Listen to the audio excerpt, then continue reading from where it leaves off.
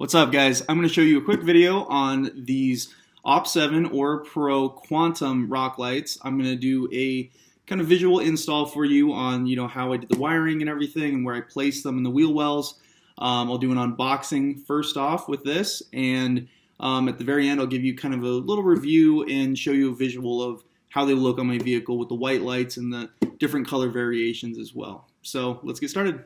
Alright, so let's take a look at this unboxing. It comes with 4 of the units, and then there is, just underneath it, the adhesive backing. I bet this goes in between the unit and that mounting pad that they have, just to make sure that it really, stays stuck in there.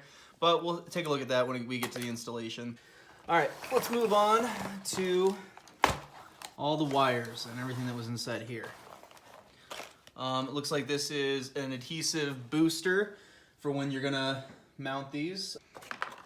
What was on top here?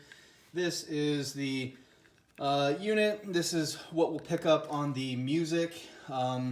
It looks like this little cord dangling off the side is what you would hook up to like the dome light or something if you wanted this to come on when you open up the door of your vehicle. I'm not gonna show how to install this because I don't know how to do it. So I'll probably just either cut this off or kind of secure it to one of these cords just so it doesn't get in the way. So let's see what else we got in here.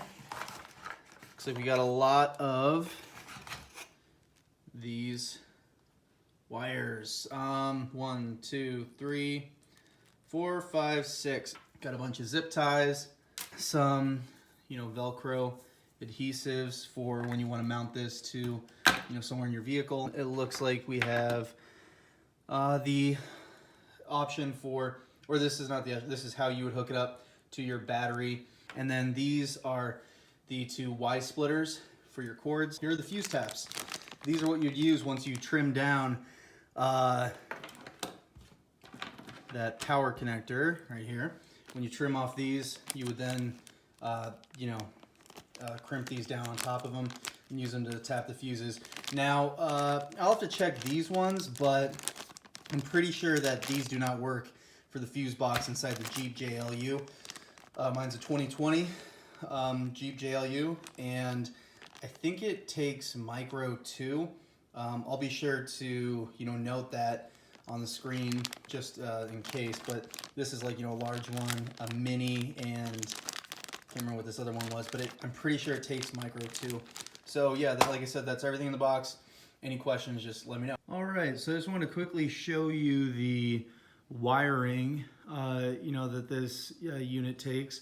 And so basically the standard setup is you attach that the portion that connects to your battery to the Bluetooth unit right here. From the Bluetooth unit, like I mentioned, we have that dome light right here, and then it goes to the 2 Y splitters, and then from the Y splitter, you basically, the connections like that, it is this screw, and you'll see, pay attention to, there's a tiny little arrow on one side of the wires and one tiny little arrow on the other wire, and you want those 2 to line up just right. And then from there, it goes to one of the extension cables, and then from the extension cable, another connection to the unit. So these 2 will be for the front wheel well of my vehicle. The other 2, I actually attached the 2 extensions, so use 4 of the extension wires to connect these 2 for the rear, so you get enough length. All right, so what we're gonna do is we're gonna test the lights to make sure that they work before we do this install. So, like I showed you previously, I wired them all up, and then I actually am going to use the power source of my cigarette lighter. My package did not come with a cigarette lighter adapter for the power supply. But this was from one of the other Op7 kits that I had that I wasn't using. Plug it right into the cigarette lighter right now. Flick it on. Ooh, and all 4 of the lights work. You can see all 8 individual lights are working, so yeah, we're good to go. A couple things I want to share with you guys just about this install. These are the screws that came in the packet. You know, don't plan on, you know, drilling these specifically into, you know, the body of the vehicle. So I just want to go through I'm planning on the inner fender wall, that inner fender liner, and because it's just plastic. So, you know, instead I'm just gonna, you know, mount it with some bolts. So I just went to Lowe's and picked up some different lengths in these, you know, machine bolts, and they come with, you know, included nuts, and I just got them in different lengths. But you would need 632 with these kind of tapered, you know, heads to them, so it will fit into that section right there. I found that, you know, I kind of took a couple out and they worked pretty well. And then I got some washers, and then I got some locking nuts, because I don't want to use just these, you know, loose ones. I want to make sure that they stay on when the car's, you know, over time moving and everything. One other thing I want to show you was the fuse taps. So it came with these 3 fuse taps, but none of them will work on your Jeep JL. What you need is a micro 2 fuse tap. So I went and bought one of those, and it comes with a breaker, that 10 right there.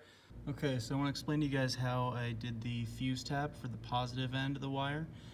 Basically, when you open your fuse box, you'll see a diagram of all the fuses, and the one that I tapped into was F52, which is if you look for it on the diagram, is the cigar lighter. So you want to light that when the car ignition is off, it will turn off, so that way it doesn't draw power when the car is off from the battery. So this one was only on when the ignition turned on. So that's why I chose this one. So what you'll do is, once you get that micro 2 fuse tap, you will have to cut it with some wire cutters, and then you will, you know, tie or solder the wires together, and then put some heat shrink on there. And then you will pull out the old fuse, which was that yellow one, place it in the bottom slot, and then place, which it was a 20 amp, I believe it's amps, and then place the one that came with the fuse tap on top, which was 10. And when you're looking for fuses, if you're not going to choose the same one, and I may or may not be accurate on this, you want to tap in a fuse that is greater than the ampage that your devices are going to be taking. When I talked to Op 7, they said that each of their units takes 3 amps relatively. So I have 3 units actually plugged into this one fuse tap, which is 9, and it'll break at 10.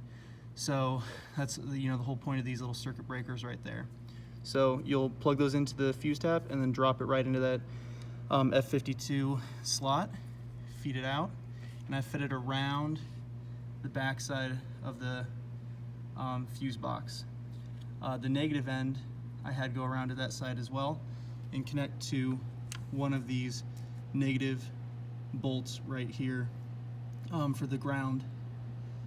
So basically that was it for the wiring.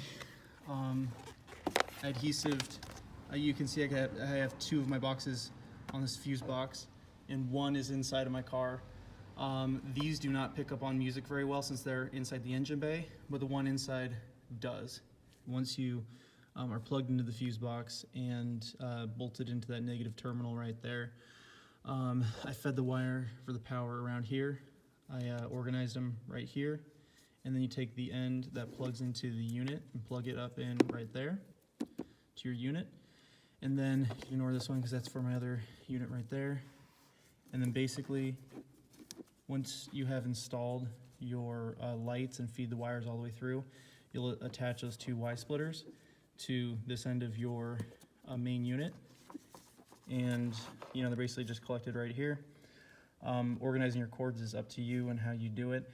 But basically they all attach, you know, to the ends of those Y splitters and feed, you know, throughout the car. I have 2 that go down through this front fender liner right here.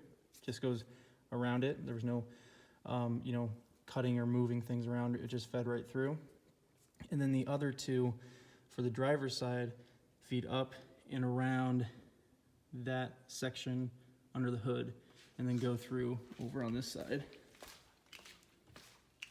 So since we're over here, we'll start with showing you how I wired this side's cables. You'll see 3 because this one is for the power for my other unit for my interior lights. So these 2 are the cords for the 2 units that I'll show you.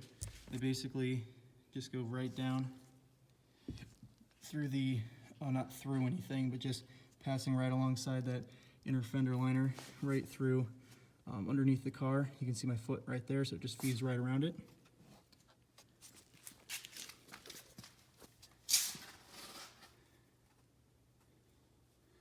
You can see the cords right there.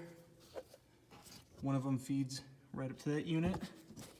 You want to make it as tight as possible. What I did was I zip tied the cords and bunched them all to 2 holes right there on the chassis. This is not a moving part. You want to make sure that you don't put any of your cords on any moving parts of your vehicle. So that was one, and then the other basically goes from there, a bunch of wires right underneath my rock guards, and I basically fed it, just through that section of the vehicle. This is the same for both sides. Going on this rear side. And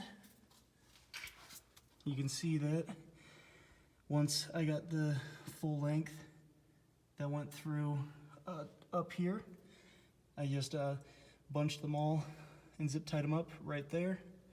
But basically it goes right along around this part of that rear driver's side inner fender liner, and I zip tied it to the inner fender liner, leading straight to the unit itself right there. And you can see I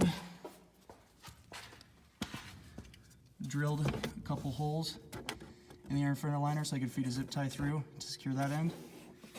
Drilled a couple holes there, secured it on this end where the connection is, and then there's the unit. And this is the same for the passenger side on the rear, basically placing in that position right there, feeding the cord down alongside underneath your car and then up through to the engine bay. Now to show you this side, basically this is a little bit more of a jumbled wire mess, so this is gonna be hard to really see, but I fed both of the passenger side cords down alongside the fuse box, on the, just behind the battery right here, straight down, just like I did on the other side, around that inner fender liner, and came down. Right there's the cord. Actually, the cords are tucked up just behind there. I did the same thing. I zip tied them right behind here and ran the rear one back alongside these rock sliders up and tucked the cords in this area about right there.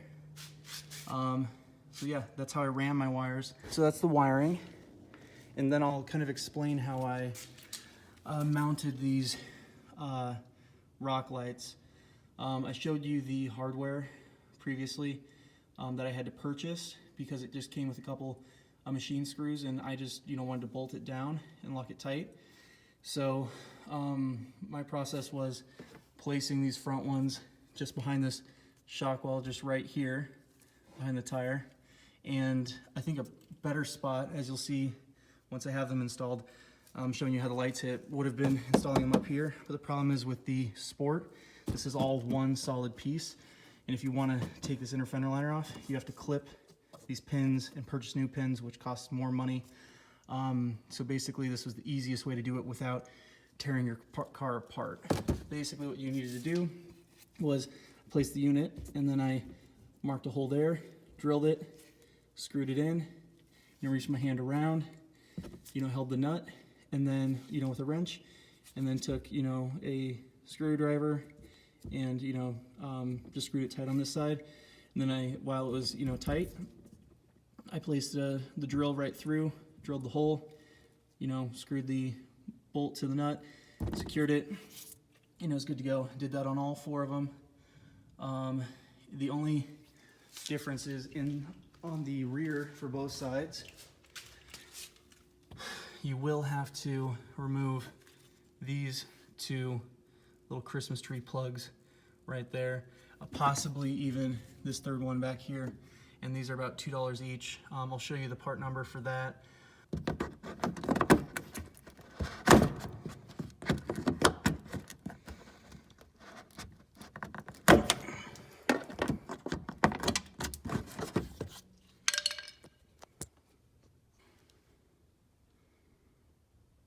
Since I had to remove those push pins that were in the inner fender liner, since they broke, that is the part number, and they're just push pin liner bodies.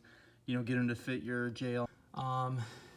And you know, you'll have to actually remove this rear tire with your supplied jack the car up. You know, look for instructions on how to jack your car up properly, put a jack stand to support it, remove the tire, you know, place.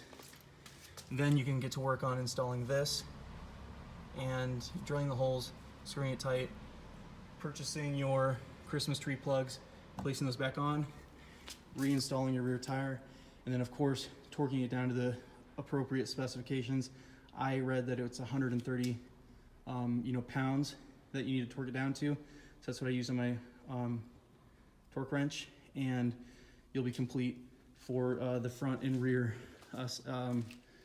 installs. But like I said, you'll only have to take the tires off on the rear to finish that install if you want to access that panel side.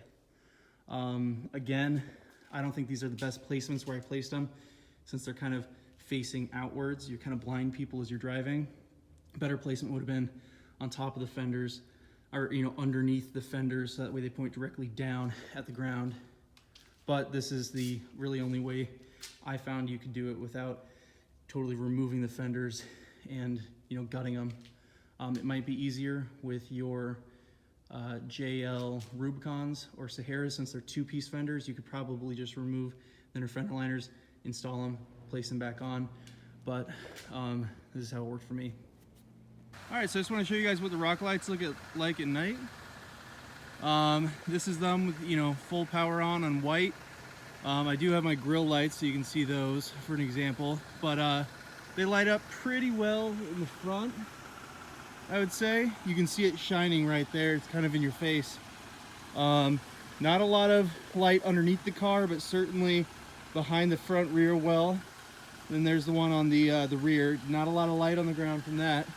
So I think that, and it shines in your eyes as you go by it too. So I think that these really need to be placed on top of the fender, or just, you know, underneath the fender and cut out. But yeah, that's a side view, rear view, underneath the car. Again, you know, it's really shining bright out that side.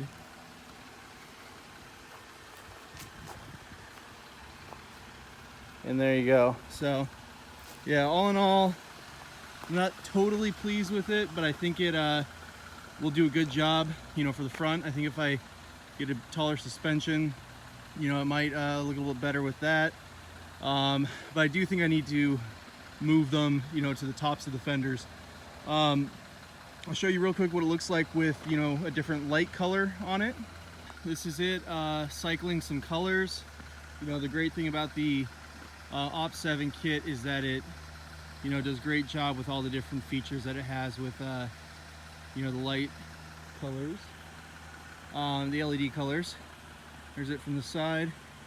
So that does look, I think, pretty cool with the lights. I mean, for me, I think this more or less just looks like a, you know, eye catcher, kind of eye appeal. Not a lot of functionality to it, unfortunately, if I was out on the trail. But yeah, so that's what it looks like.